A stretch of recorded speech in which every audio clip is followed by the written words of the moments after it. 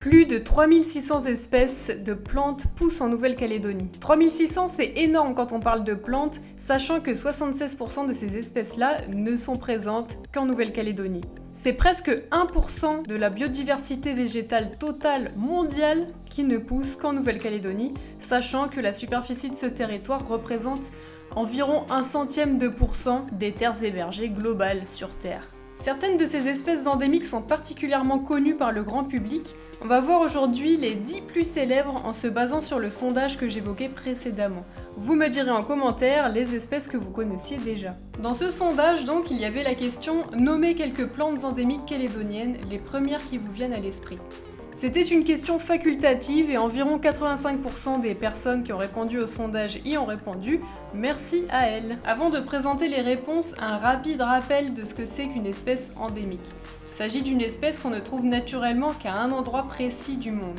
Une espèce endémique de Nouvelle-Calédonie ne se trouve naturellement qu'en Nouvelle-Calédonie. Une espèce autochtone de Nouvelle-Calédonie se trouve aussi naturellement en NC, mais aussi ailleurs, que ce soit en Australie, au Vanuatu ou dans une zone plus vaste.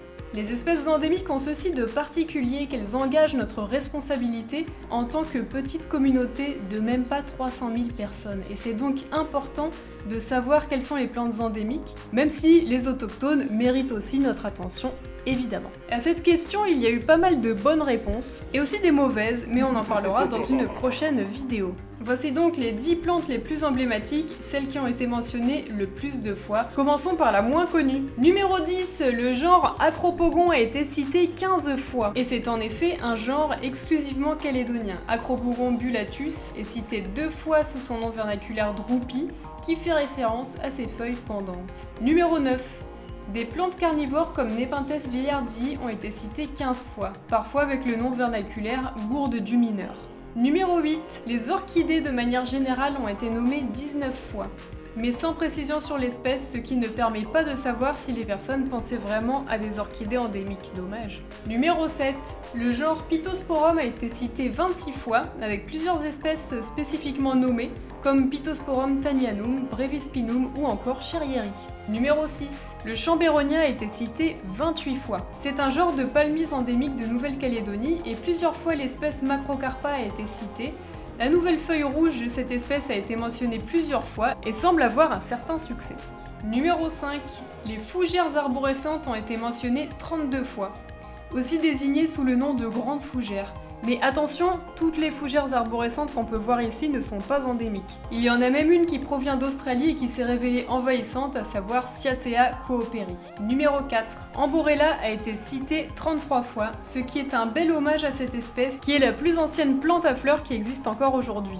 Numéro 3. Le nom vernaculaire kaori est un petit peu ambigu, puisqu'il existe des kaoris ailleurs qu'en Nouvelle-Calédonie. Il a en tout cas été mentionné 40 fois. En deuxième position, Ixora margaretae ou fontaine piment, encore aussi désignée sous son ancien nom de genre Captain Pukia. Elle a été mentionnée 41 fois. Enfin, en toute première position, le pin colonnaire, ou Araucaria columnaris. C'est la star du classement qui a été mentionnée 70 fois. Les Araucaria de manière générale sont évoquées 44 fois, et effectivement la plupart des espèces du genre Araucaria sont endémiques de la Nouvelle-Calédonie. Si on faisait semblant d'être en 2013 et que les nuages de mots étaient encore à la mode, eh bien on pourrait résumer les réponses à ce sondage avec cette image, qui contient aussi les noms des autres plantes qui ont été mentionnées. Est-ce que ces résultats vous surprennent ? De mon côté, je retiens une chose. Plusieurs plantes qui ont été citées dans ce top 10 sont assez facilement trouvables en pépinière. Sont-elles commercialisées parce qu'elles sont connues ou sont-elles connues parce qu'elles sont commercialisées? Je n'ai pas la réponse, même si je pense que c'est un petit peu des deux.